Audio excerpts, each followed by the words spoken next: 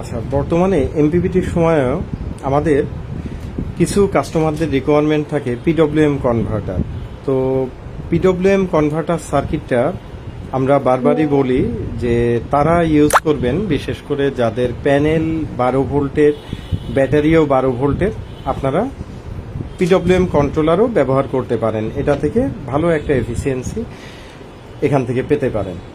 আবার যদি battery 24 volt হয়, প্যানেলও 24 ভোল্ট হয়, সেক্ষেত্রেও পিডব্লিউএম কনভার্টার বা কন্ট্রোলার ব্যবহার করা যেতে পারে। তবে প্যানেল যদি 24 হয়, ব্যাটারি 12 ভোল্ট হয়, সেক্ষেত্রে বা প্যানেলের ওয়াট যদি অনেক বেশি হয়, সেক্ষেত্রে অবশ্যই এমপিপিটি ব্যবহার করা একরকম বাধ্যতামূলক বলা যায়। ঠিক আছে, তো আমি আজকে আমাদের যে পিডব্লিউএম কনভার্টারটা আছে এটা সম্পর্কে আমি আপনাদের দেখিয়ে দিব। তো মার্কেটে বিভিন্ন ধরনের পিডব্লিউএম কনভার্টার আছে। আমার মনে হয় এটা থেকে যত ধরনের সুবিধা পাওয়া যায়, এতটা সুবিধা সহ পিডব্লিউএম কন্ট্রোলার বা কনভার্টার আপনারা আমার মনে হয় না পাবেন। আমি সেটিংসটা বা ডিসপ্লেটা ডিটেলস দেখালে আপনারা বুঝতে পারবেন। তো এখান থেকে আমাদের এটা কিন্তু ডায়োডলেস কন্ট্রোলার, অর্থাৎ বোথ সাইডে মসফেট সহ সিনক্রোনাইজড আপনার সিস্টেম, যেটাতে ডায়োড সিনক্রোনাইজড করা হয় মসফেটের মাধ্যমে। তো এখানে কন্ট্রোলারটা আপনারা সাধারণ, যেমন টেকনিশিয়ান ভাইদের উদ্দেশ্যে বিশেষ করে বলতেছি, একেবারে সহজ এবং ইজি। এর থেকে ইজি আমার মনে হয় আর কিছু হয় না। তো এটা কিন্তু এই বোর্ডটা একই সাথে আপনি কন্ট্রোলার হিসাবেও ব্যবহার করতে পারবেন, কনভার্টার হিসাবেও ব্যবহার করতে পারবেন। তো সাধারণ একটা সোলার কন্ট্রোলার যেমন মসফেটগুলা পিডব্লিউএম ড্রাইভ করে, এটাও সেম মসফেট পিডব্লিউএম এর মাধ্যমে ড্রাইভ করে।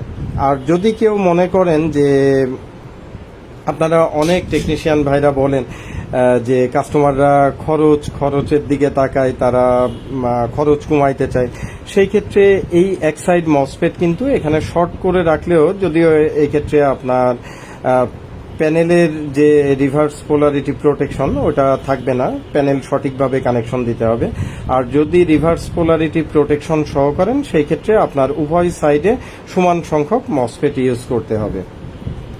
তো এখানে আমাদের কিন্তু ডিসি লোড আউটেরও ব্যবস্থা আছে। ডিসি লোডের জন্য এখানে যে এই যে আলাদা একটা বক্স করে দাগ দিয়ে আছে, অর্থাৎ একদম লাস্টের যে মসফেটটা, এটা ব্যবহার করতে হবে যদি ডিসি লোড ব্যবহার করতে চাই।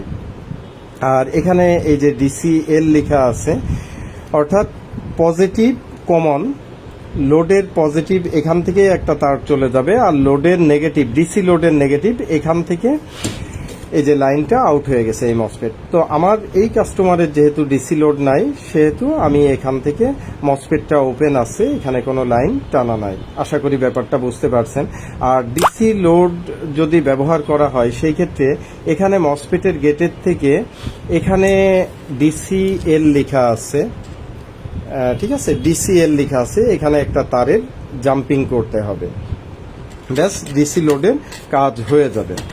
এরপরে আসেন, এখানে এলসিডি ডিসপ্লের কানেকশন দেওয়া আছে, এখানে যে কিবোর্ডের কানেকশনটা এটা এখানে দেওয়া আছে। আর আমাদের এটাতে সবচেয়ে ভালো যে বিষয়টা আছে, এখানে কিন্তু এই যে ডিসিএল এর পাশে আরেকটা পিন ছিদ্র করা এবং লেখা আছে ডিএসপি সেন্স, অর্থাৎ আমাদের পিডব্লিউএম কনভার্টারেও এসি চার্জিং ম্যানেজমেন্টের মতো গুরুত্বপূর্ণ ফিচার্সটা এখান থেকে আউট করা আছে। তো এটা সম্পর্কে অলরেডি আপনারা জানেন যে এখান থেকে আপনার ডিএসপি আইপিএস গুলা হোক বা স্কোয়ার ওয়েভ হোক, যে কোনোভাবে আপনারা কাজ করতে পারবেন। এখানের এই সিগন্যালটা ব্যবহার করে আপনি একটা অপ্টোকাপলার দিয়ে এখান থেকে সিগন্যালটা আউট করতে পারেন। ধরেন আপনি নেগেটিভ আউট করবেন, তাহলে এখান থেকে একটা অপ্টোকাপলারের ইনপুটে দিবেন একটা রেজিস্টর দিয়ে, আপনার 470 ohms জাতীয় রেজিস্টর দিয়ে ইনপুটে দিবেন।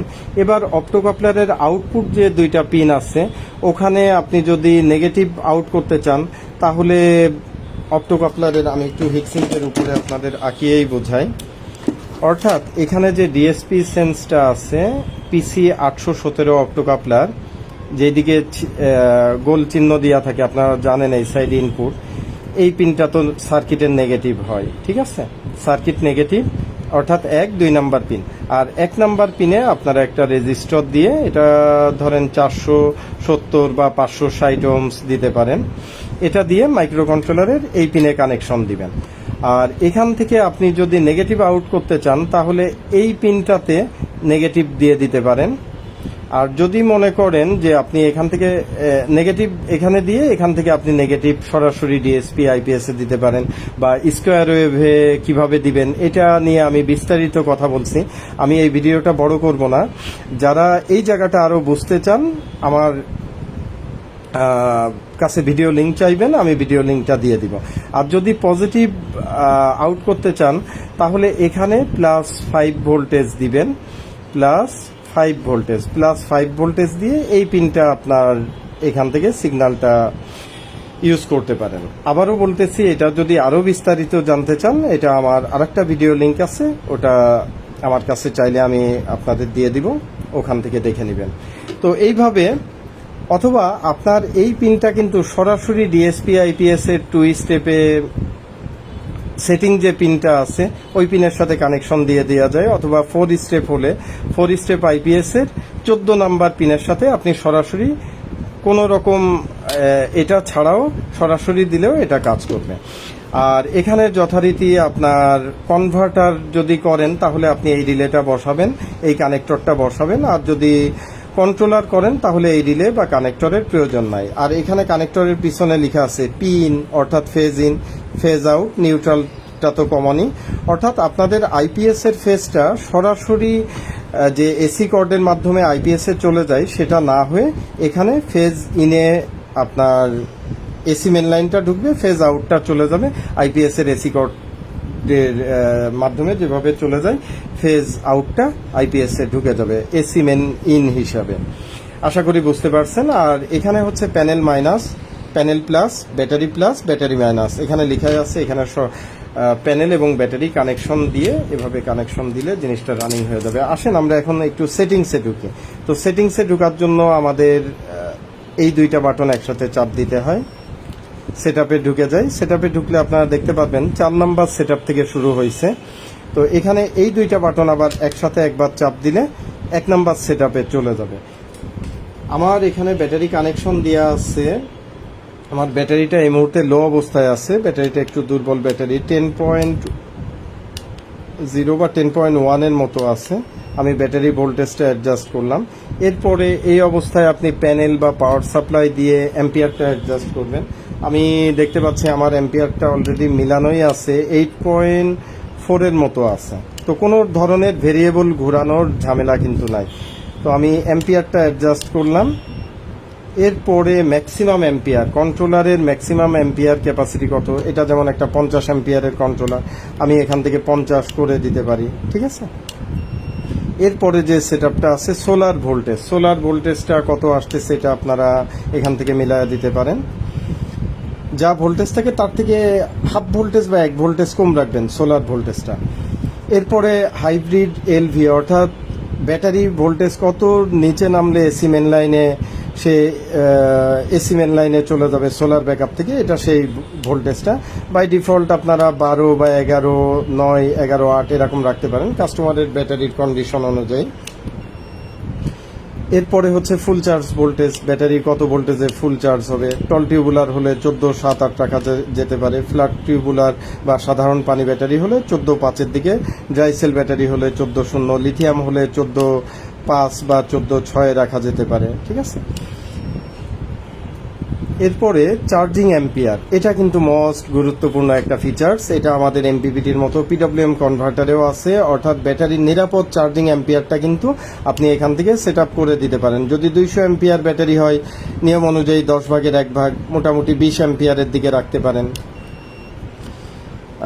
100 অ্যাম্পিয়ার হলে 10-12 অ্যাম্পিয়ার, এইভাবে ব্যাটারি অনুযায়ী চার্জিং অ্যাম্পিয়ারটা দিতে হবে, এটা অলরেডি আপনারা জানেন।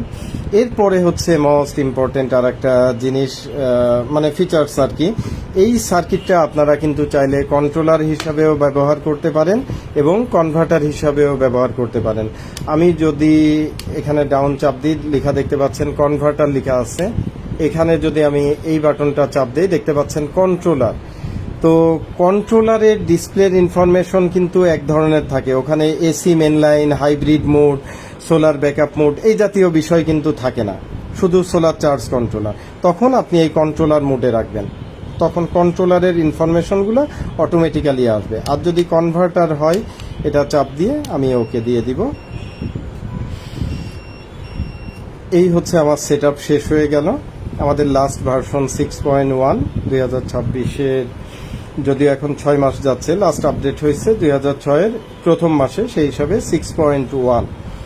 তো আপনারা দেখতে পাচ্ছেন এখান থেকে অলরেডি চার্জিং শুরু করছে। এখানে হাইব্রিডের রিলেটাও অন হয়ে গেছে, ইন্ডিকেটর দিয়ে দিছে। এটা কুলিং ফ্যানের ইন্ডিকেটর, এখানে কুলিং ফ্যানটা লাগানো নাই।